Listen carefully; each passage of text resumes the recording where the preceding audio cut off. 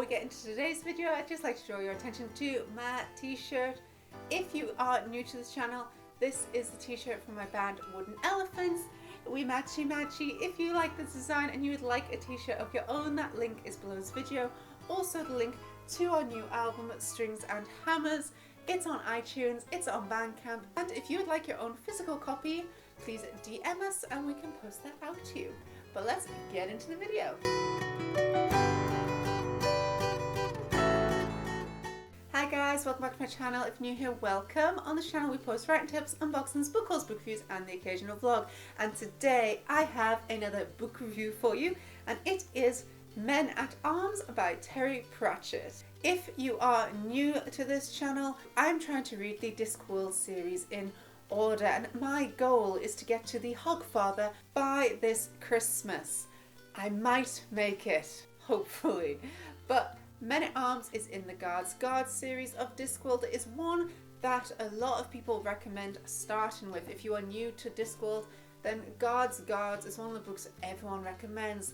Me personally, I like a good assassin, so I endured Pyramids. Pyramids is one of the first Terry Pratchett books I fell in love with, and also anything involving the witches. Amazing. However, the Guards series is also very good, and I read Men at Arms and I read it very quickly. But as always with my book reviews, I'll read you guys the blurb first. Be a man in the City Watch. The City Watch needs men. But what it's got includes Corporal Carrot, technically a dwarf, Lance Constable Cuddy, really a dwarf, Lance Constable Detritus, a troll, Lance Constable Angler, a woman most of the time, and Corporal Nobbs, disqualified from the human race for shoving. And they need all the help they can get because they've only got 24 hours to clean up the town, and this is Ankh-Morpork we're talking about. Before we get into that review, don't forget if you like what you see to subscribe to this channel. Your continued support means a lot, so thank you guys so much. I'm going to try and do this full review as spoiler free. If any spoiler comes up, I will say spoiler alert, but I'm going to give it my best to not spoil this read for you. As most Discworld books, it is quite short, and honestly, if I quote, I actually, for once, you'll be proud of me, have some quotes. Normally when I read Pratchett, I really struggle to get quotes for you guys, because most of it is just so good that you could quote the entire book, and I am not reading the entire book to you. However, let me read you guys some of the best quotes I found that I wrote down for you guys.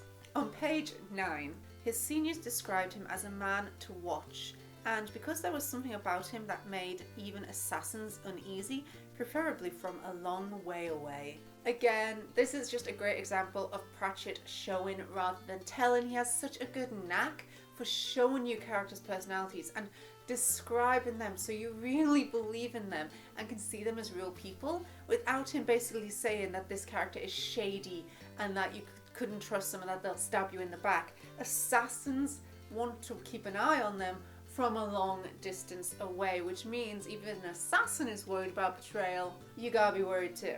Page 22. He took off his copper badge and buffed it absent-mindedly on the edge of his cloak. Then he held it up so that the light glinted off the patterned surface. AMCW number 177. He sometimes wondered how many other guards had the badge before him. I mean, that just shows you their deduction skills, considering it says 177. Page 35. Boots' theory of socio-economic unfairness. Cheap shoes for £10 last a year. Good shoes for £50 last 10 years. I love Boots' theory on socio-economic unfairness because it is so true. If you have more money, you can buy a better quality item. If you buy a better quality item, it will last longer. If you are poorer and you don't have the money for this high quality item, you buy a cheaper item.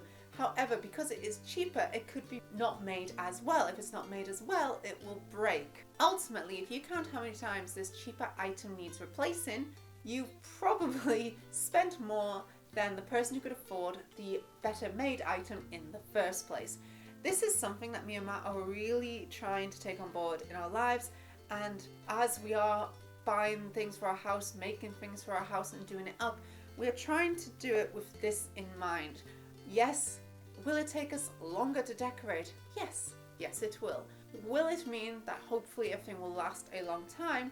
Also yes. So So we are purposefully buying from small companies, from handmade things of high quality. This means we will go without curtains in rooms for months, if not years. But that is our choice. It's the same thing we do with our clothing. We tend to buy second-hand clothes, and if we do buy new clothes, we try to buy from good companies who are trying to be as eco-friendly as possible and from great materials. This means that we pay more, but we rarely buy clothes because all of our clothes last forever. I still have clothes from high school.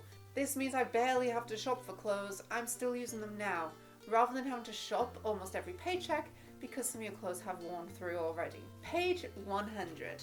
Why did you join me? Oh, I like to eat meals and sleep indoors. This is when Carrot asks Angua why they joined the Night's Watch, and I just absolutely love it because Terry Pratchett made the meme of, why would you like this job? I'm so passionate about not starving to death. Before that became a meme. So we all know this is the reason anyone does a job. It's because you need money so you can eat good food and sleep somewhere warm. I just love how Pratchett did it before the meme existed. Page 116. Being an assassin. The guild never actually said so, but an important qualification was being the son or daughter of a gentleman. Wasn't a crime. If you had enough money, you could hardly commit crimes at all. You just perpetrated amusing little, and I can't say the words, I'm just going to say amusements. I don't know how to pronounce it, guys, don't judge me. However, it's on page 116. If you want to find this quote, find it. Tell me down below, how do I say that word? Piccadillys? Piccadibbles? Piccadillys? This links to the quote of the Socio-Economic Unfairness. If you are wealthy, it's harder to commit a crime because you can pay your way out of it.